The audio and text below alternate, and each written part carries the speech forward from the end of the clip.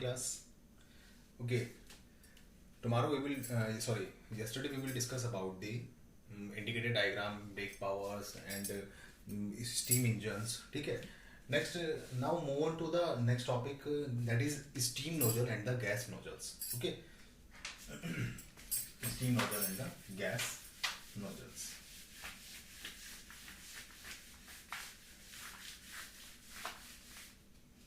Okay, first question arises here, what is the nozzle?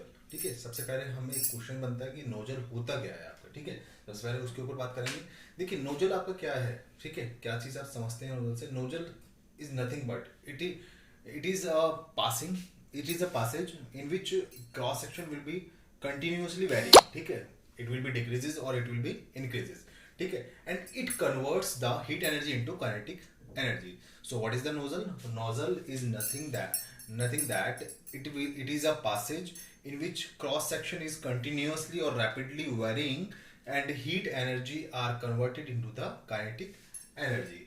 And nozzles are generally classified into the three categories. First one is the convergent, second one is the divergent, and third one is the convergent divergent nozzles. ठीक है, what is the convergent? ठीक है, when the area of nozzle is gradually decreased, when the area of nozzle is gradually decreased, that will be known as the convergent nozzle. Convergent nozzle. When the area of nozzle will be gradually decreased, that will be known as divergent nozzle. Divergent nozzle. And the combination of both nozzles is known as the convergent divergent nozzle. It will be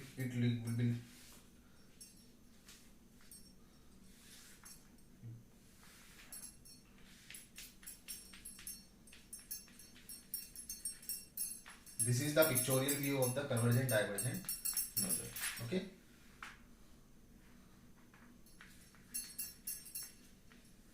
Convergent divergent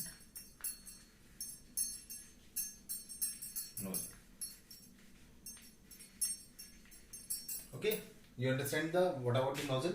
ठीक है, next move on to the calculate the velocity of the nozzle and the maximum discharge of the nozzle, mean effective pressure of the nozzle. Lots of things are available for the calculation for the nozzles, and these are the steam nozzle. Okay.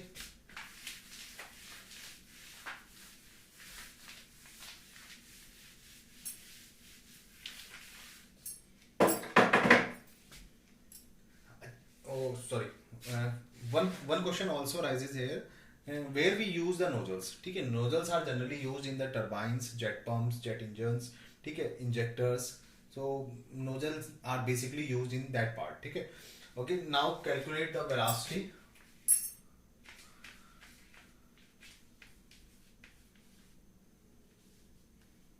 Velocity and mass flow rate. Mass flow rate of nozzle of steam in nozzle. ठीक है, हमें क्या calculate करना है, velocity और mass flow rate हमें calculate करना है कि स्टीम का क्या होगा in case of nozzle. Suppose we have a convergent nozzle. Suppose we have a convergent nozzle at the inlet point is the section 11 and outlet point or exit point is the section 22.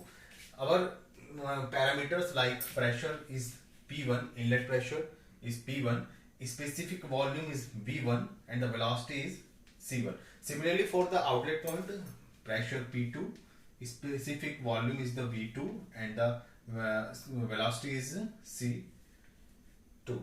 ठीक है, consider the expansion of steam in a nozzle consider the expansion of steam in a nozzle in a steady state condition. in a steady state condition की मैं बात कर रहा हूँ, ठीक है.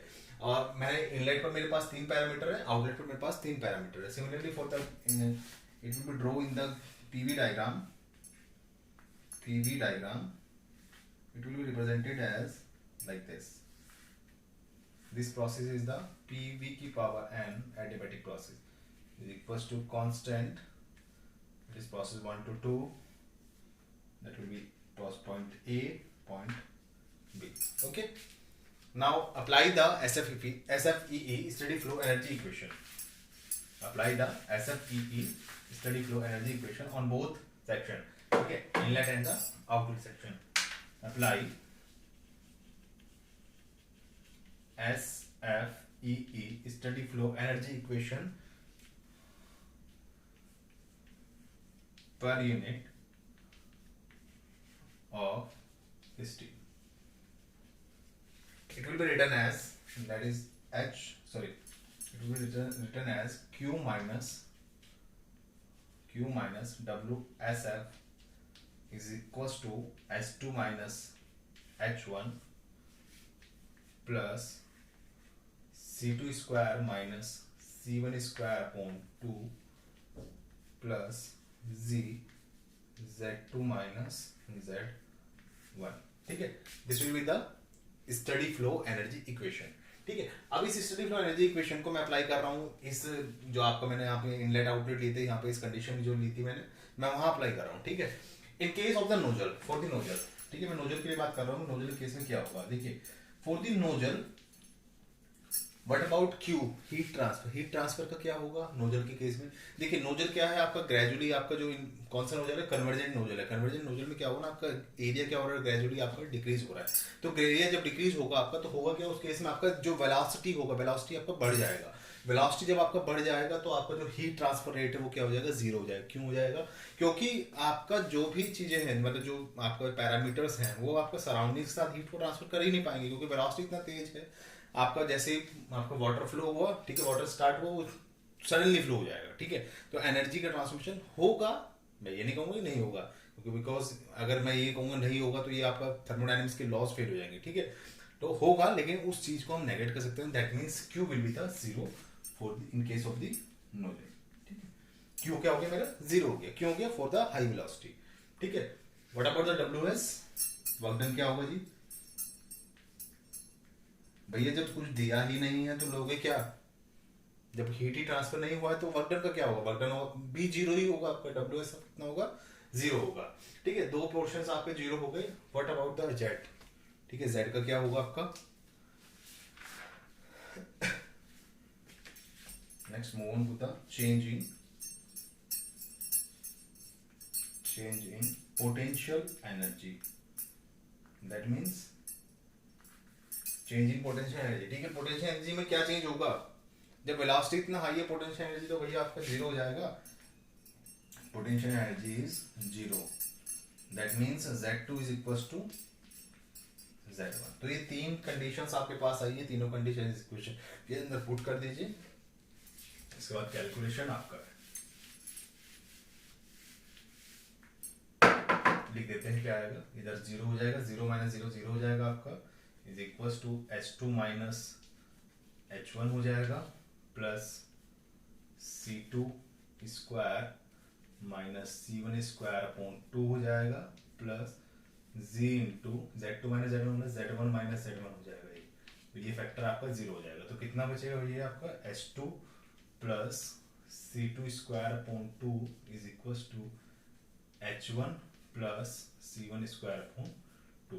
तो यहाँ से आपके पास एक ये इक्वेशन निकल के आई है. ठीक है जी,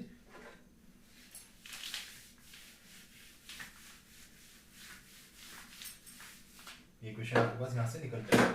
Where C1 will be, C1 is known as, where C1 is also known as approach velocity. Approach velocity. Okay, where H is H is in joule per kilogram and C is in meter per second. These are the units for the H and C. Okay. If ये case इसमें बनता है if velocity of approach या approach velocity of approach is negligible, velocity of approach is negligible, so that means क्या कह रहा है कि अगर आपका C1 पर 0 हो जाए, ये तो कहना है अप्रोच वेलोसिटी हमने ये तो लिया था कि C1 अगर हमारा 0 हो गया तो C2 कितना हो जाएगा, देखिए C1 0 हो जाएगा तो ये फैक्टर आपका खत्म हो जाएगा, तो C2 कितना बचेगा आपका, यहाँ से कैलकुलेट कर लीजिएगा।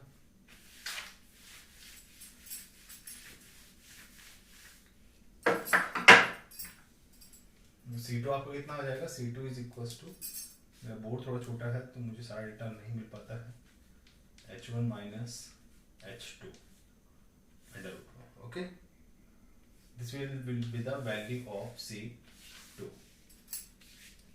Fine, now move on to the velocity of steam at exit. Velocity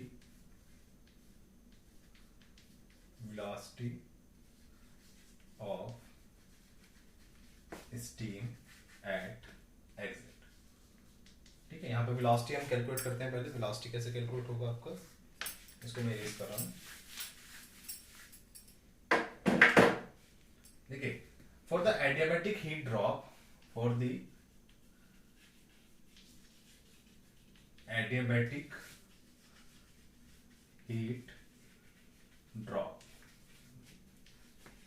H1 minus H2 is equals to negative of VdP। Okay, ये प्रोसेस हमारा कौन सा था, एडियाबैटिक प्रोसेस था। एडियाबैटिक प्रोसेस के लिए VdP मैंने आपको कैलकुलेट कराया हुआ है पहले भी, ये एडियाबैटिक प्रोसेस आपके जहाँ थी वहाँ वर्क डन हमने निकाला हुआ था। H1 minus H2 is equals to minus of P1 V1 minus of P2 V2 upon 1 minus N upon N। Okay जी, इसको आप ऐसे लिख सकते हैं, H1 minus H2 upon P1 V1 minus P2 V2 in within bracket N minus 1 upon N। Okay, put this value of H1 minus H2 in equation C2। ठीक है, we know that, ऊपर लिखा हुआ था अभी, we know that, हमने भी just पीछे ही अभी हमने देखा है, C2 is equals to 2 under root H1 minus H2, यही था ना जी। So C2 is equal to 2, ये हो जाएगा आपका P1 V1 minus P2 V2 N minus 1 upon N under root. Okay जी, यहाँ से आपका C2 ये कैलकुलेट होकर आया है। ठीक है, okay, this will be the equation first. इसको इक्वेशन 1 बना दीजिएगा।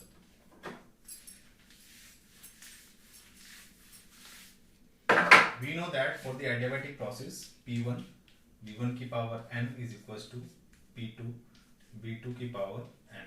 ठीक है, that means P2 upon P1 is equals to P2 upon P1 sorry, यहाँ से आपको V2 upon V1 कैलकुलेट करना है। देखिए यहाँ से क्या कैलकुलेट करना है आपको, V2 upon V1 कैलकुलेट करना है। आप एक काम करिएगा इसके अंदर, पहले अभी इसको क्वेश्चन नंबर 1 नहीं बनाते हैं, just wait.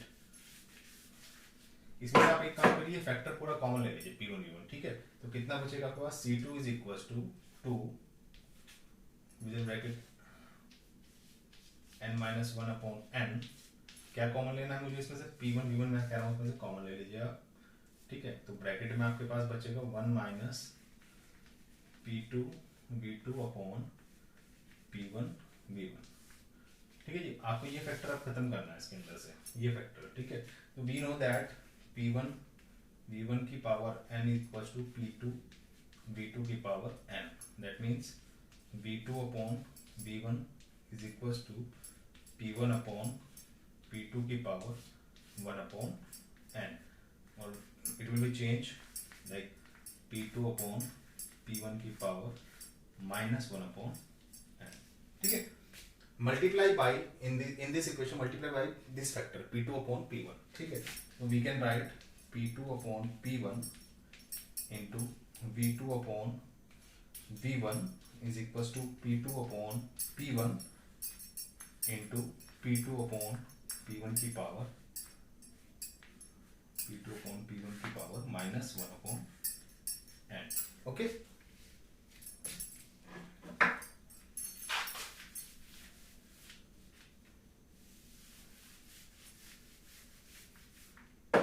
It will be written as P2 V2 upon P1 V1 is equals to P2 upon P1 की power n minus 1 upon n. So what is the value of C2? C2 is equals to, जब देखना होगा अभी 2 into